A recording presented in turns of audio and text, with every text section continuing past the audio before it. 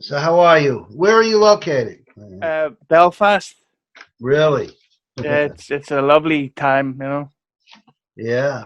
I did I did an episode of Law and Order Special Victims Unit with the actress Paula Malcolmson. She was in Deadwood, many other things. She's from Belfast originally. Oh yeah, well, she's not as well liked over here anymore Really? because she did. Have you ever seen Sons of Anarchy? Yeah.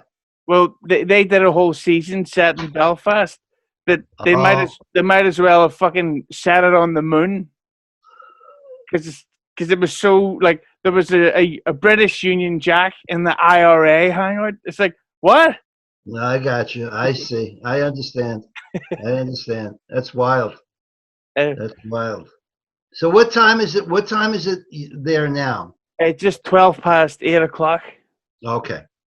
Okay. I'll do 5 hours difference, right? and I'll do the normal intro and the actual editing process. Okay.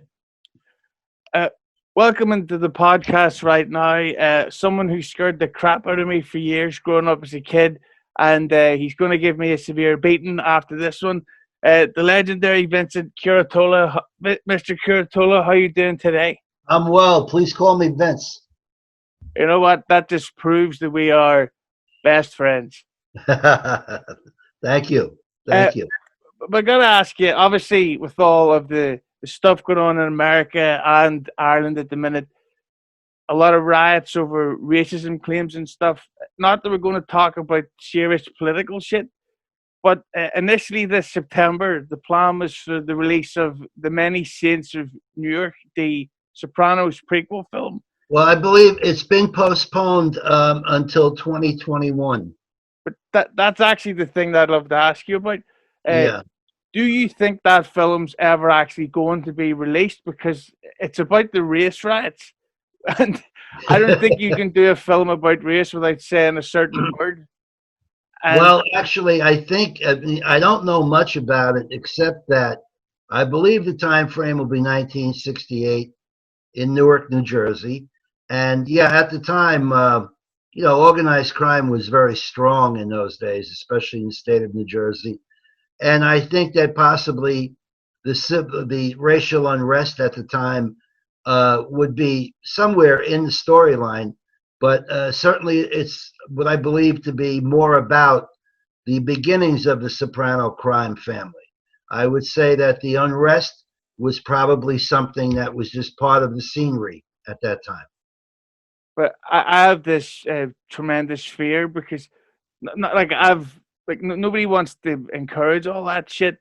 But if they're like what made The Sopranos so good is that it was realistic and they spoke like how people would behind closed doors. Like Right. if Tony Soprano and Johnny Sack was on the bus, they wouldn't have those conversations. But because they're behind closed doors, they're all this fucking cunt, this fucking guy. Right. Right. So I'm just worried that for the sake of the legacy of the show, I think there's a chance this film's going to get completely what's the word PCified. I'll tell you something. Knowing David Chase for so many years, going back to 1998. I mean, he's a prolific writer. I don't think anything influences him with regard to the current social norms, especially when you're going back to the late 60s. I'm assuming that the language and the expressions would be of the day. I don't see where he's the type of a man to acquiesce, especially when you're going back in time. I believe that the content will be authentic, and that if that includes language of a certain type, and if that includes opinions of a certain type, I would doubt that he would filter it in any way. That was one of the things that really stuck out for me when I watched the last Scorsese film, The Irishman, Right. and that. So, are you he really trying to say that there's these guys during those days, and nobody made fun of like a gay guy once or a black guy once, and not that that's we need endless change of that, but I just thought, Right. especially if they're Irish. I think that I saw the film. I only saw it once, The Irishman. It was a little bit too long for me. I could handle The Godfather at that length, but not not this film. Um, it was very, in my opinion, it was very slow. Some tremendous performances. Joe Pesci, especially, very underplayed character. I think he was wonderful. Um, I don't know. When you go back in time in the history of this country, I mean, if you go back to the 1960s, the Rat Pack days, Frank Sinatra and Sammy Davis Jr. and whatever. I mean, these guys were up on stage. They said just about anything they wanted to say, and people either laughed or walked out of the showroom. But there were no riots about whatever they may have said that may have offended a certain faction of the population. This is where we get into. I think it was I think it was the Washington Post who interviewed me many years ago when the show was on the air and said, "Well, this is a slur against Italian Americans." I said, "No, no, this wasn't made up. This is a fictitious account of a subculture that does exist in the United States of America, along with Sicily, along with Calabria in Italy."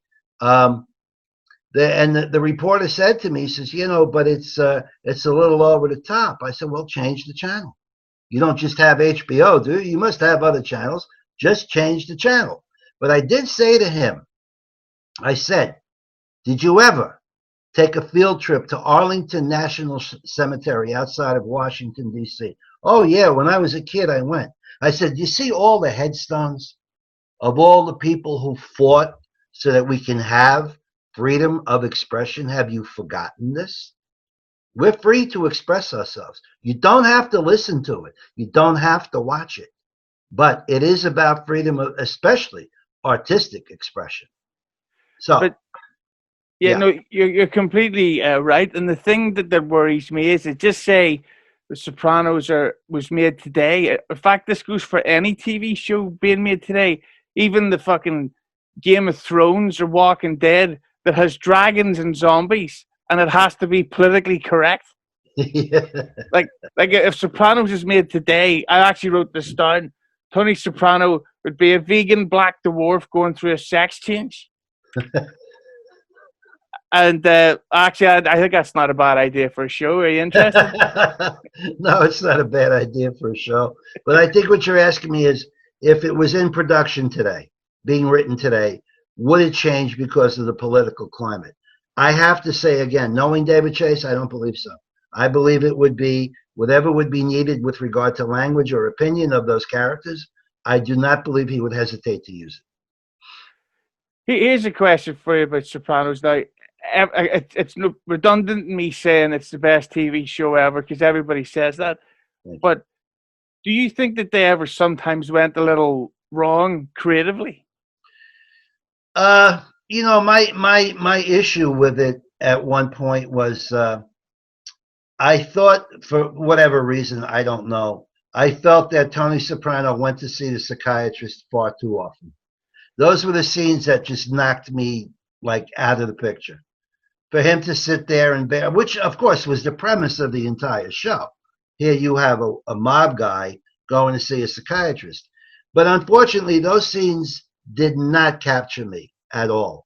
I would rather have seen him maybe go and confess to a priest rather than a psychiatrist, because then we would get a side of Tony Soprano that we're saying to ourselves, well, he does such evil, murderous things, but look, he goes to a priest, he goes to confession. What side of that is he now? But the psychiatrist stuff, I have to tell you, it really just took me right out of the storyline every time. Cause one of the things, because I've been rewatching it again because it's lockdown and I binge watch it once a year anyway. There's three things that sort of stuck out to me that made me go, I don't know. Where the first one was Ralphie and Janice getting together. Yeah, right. That came right out of the blue, right. And all it did was the fact that Ralphie not to get vulgar around, just sorry, but That's Ralphie would take a dildo in the arse. Yeah, yeah, yeah. Yeah, you know what? I think a lot of time was wasted on the show. A lot of film was used up that did not need to be used up. In my opinion, I'm agreeing with you. That's one of the most perfect examples. I didn't see where that served the storyline whatsoever at all. She, she wound up with this guy. He was a fly in the ointment. He was a aggravation to everyone, including my character. He served that well. His character served that well. But when you go to a scene that you just spoke of, yeah, to me, that was blowing valuable time because our episodes were shot on 35 millimeter film, which is the most expensive medium you can use. And the fans were always, what's going to happen next week? And I think that there were times when you just watch the thing and you're going like, we don't need this.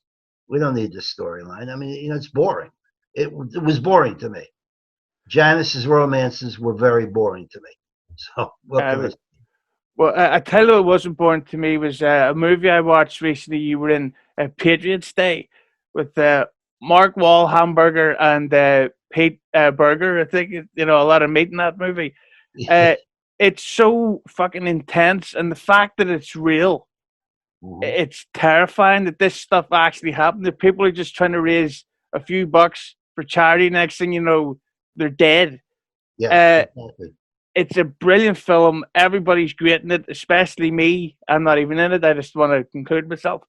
But do you think that with the way, as we say, the PC culture and the climate is these days, a film could be made out of a topic that way, and where maybe certain, so we say, immigrants aren't portrayed as heroes? Yeah, I think that falls to a lot of things. It also falls to the movie American Sniper, which was a terrific film that Hollywood thoroughly and completely ignored because of the fact that we were defending ourselves against terrorism. There seems to be something in America, a big faction in America that I don't know what do they want to say? Gee, just let things happen. It's okay. Oh, you're singling out a certain group of people. Well, they did what they did, didn't they? I mean, it didn't happen from Swedish people. It didn't happen from Swiss people or Irish people. It happened from where it happened from. I'm not going to mention names, Mm. but I think that another film that was tremendous was The Passion of the Christ that Mel Gibson made, where another film that was thoroughly ignored by the Hollywood elite with regard to awards or kudos or anything else. It was extremely well, but because it dealt with Jesus Christ, it seems for some reason, boy, it just fell by the wayside. So Hollywood has a great PC filter on it now. If you look at the television shows that we have on network in prime time these days, uh, you would think that only certain types of people would watch it. But it's being this whole thing about sexuality now and identification, gender identification, which is fine. Again, if it's a free country, you have to let people do what they want to do. But to push it, to promote it, I have to tell you, I'm going off on a tangent. I have two little grandsons, 11 and 8, two little boys, very wonderful, respectful children. And they were told recently in their public school here in New Jersey that 9/11 happened because a few people got together and decided to be bad for the day. What do you mean a few people got together? That's what they were taught. That's what they were told by their teacher in an American public school. No word of terrorism, no word of demonic possession of these people who came here and killed 3,000 people on a Tuesday morning simply because they chose to go to work. You see, we're going in a direction here that, I was just talking about on Twitter a few minutes ago. They're defacing the statue of Winston Churchill in London as we speak. Maybe you didn't like his politics. But why do you have to destroy things? History is history. You cannot rewrite history. why do you think that there's so many people in your position, like with an actual platform, Yeah. have no balls to speak their mind online? Because there's a I'm lot of glad, I'm so glad you brought that. That's a wonderful question. You're a great interviewer. Because I'm going to tell you something. Back in the 1950s, from what I understand, America, Hollywood was an extremely patriotic place to be. The films were all about patriotism, all about defending our freedoms. It changed. It changed probably starting maybe in the late 1960s, Vietnam, and so on and so forth. But I'll tell you this, and I believe this in my heart, that this Hollywood liberalism is a uniform that so many entertainers wear now. And they wear it because they want to work. They want to be cast in something. They want to be paid to act. And I feel that the problem here is that they've gotten together. America's a terrible place. Meantime, they live in $7 million homes in Beverly Hills, California. But they're arch liberals. They want to defund the military. They want to defund the police department. Who are they going to call when there's a problem? Ghostbusters? Who do you call? But I tell you this, if this were to switch for any reason, if the climate in Hollywood, in film and television, were to switch tomorrow to patriotism, they'd all be wearing the American flag because they want to be included. They want to work. They want the producers to say, hey, this guy thinks the way I think. I want to keep him busy in my next 12 movies. It's a uniform. because that's one of the things that if the actor The Rock, Dwayne Johnson, he just put out an anti-Trump video a few days ago, but it's like, but he's on record of being a Republican, so it's like, Yes. so you voted for him, but now and the thing is not that I'm putting words in your mouth or whatever, Well, but what the fuck is Trump supposed to actually do right now? Is he supposed to actually run down into the middle of the protest and go, "Stop, everybody! We don't need this." Like, there's no answer to their no. solution. No, I'll tell you something. I think that the moment that the election results came out, which was 3 o'clock in the morning after the day of the election, when they did all the final calculations and they said, yes, he won, he will be the president. From that moment on, I believe that a movement grew in this country to get him the hell out of there. The jealousy was just incredible. If you look at our economy the last 3 years, it's soaring. Not just soaring for people who are wealthy, soaring to give people work, that they make $1,000 a week driving a truck. That's a good thing. We had nothing near this when Obama was in the White House. In fact, we were going downhill. Now, this man has tweaked the economy.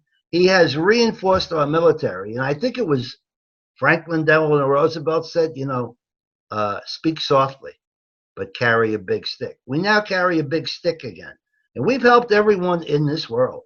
World War II broke out, the French called, the Italians called, help us, the Swiss called.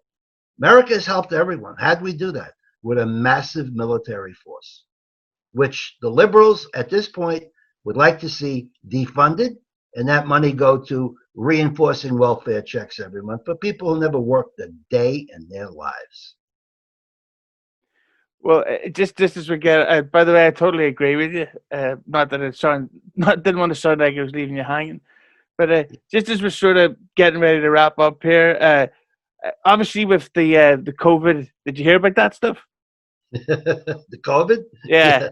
Yeah, we've been in lockdown for 3 months. Oh, fuck yeah! I haven't had a drink in No, 3 months. I'm ready to fucking kill, but I know. I hear you. I but hear you. as it's all starting to shut down now and get back to normal, when it comes to being an actor and the what's the word, the lock, whatever the fuck, or restrictions, that's the word I'm looking for. Right. Do you think that this is somehow going to screw up acting? Well, I'll tell you something. I just heard yesterday that film production in California is supposed to resume June 12th, film and television production. I don't know how that works because, we have makeup people and hair people who have to actually touch us. We have costumers that have to make sure our clothes fit correctly. So there's a lot of closeness physically. I really don't know how they're going to do it. It has not been okayed yet in the city of New York, so I don't know what's going to happen with that. I managed to squeeze in an episode of Law and Order Special Victims Unit at the beginning of March before the lockdown. I play an occasional judge on that series, but they're 4 episodes short now. But they've never got to do the last 4 episodes of their season because of the lockdown. I don't know when it's going. I think Broadway has a major problem. Mm. They're talking about maybe September. I don't even think it will be, because how do you space people 6 feet apart in the theater that holds 2,500? I don't know how you're going to do this. I don't know how it's going to be done. You cast bad actors, then nobody wants to turn up That's anyway. a good idea. Why not? That's no problem. But I have to tell you something. Um, I'm very, very fortunate that for the last 2.5 years, I have an acting workshop. I have some tremendous students. And we gathered in person up until the last 3 months. But now all of my workshop classes are on Zoom, and I love it. I love working with them. They just have such a passion. And I feel that God gave me something to impart, and I love doing it. Well, I loved the interviewing. Fucking hell! Right at the last hurdle, I fucked it up. That's Well, I right. loved talking to you, Mr. Curatola. I think you're an amazing actor. Uh, Oh, thank I'm still going to be shit scared of Johnny Sack every time I watch the show. But can I ask one favor just before you go? you. Yes. One of my other jobs is I edit for this. I edit this wrestlers podcast together. His name is Conan. Conan? Yeah, I've been doing it for nearly 2 years, and he will not do this podcast out of spite. So anytime I get a guest on, I ask them to record a threat slash promo to request him to come on. So would you mind doing that? No, can I do it right here on Zoom? Oh yeah, definitely. Okay, so Conan, right? Yeah, yeah. Okay, no problem. When you're ready, I'll do it. There we go. Thank you. Action. Conan, this is Vince Curatola, Johnny Sack from The Sopranos. I had a lovely time doing this interview. Why don't you come on and do it? Because I'd love to watch it when it comes out. So, do my man over here a solid. He's a great interviewer. Come on the show. You get my drift? That's fucking brilliant. Uh, Listen, I want to thank you so much for this. It's my pleasure. Thank you for asking me. I really mean it. And I want you to thank Maureen for helping me set it up. She's amazing. And Thank take care of yourself and wear your you. mask. Yes, well, I wear it once in a while. Let's put it that way. Okay, you have a great day. God bless you. Thank you so Thank you. much. It's been a Take pleasure. care. Thank you.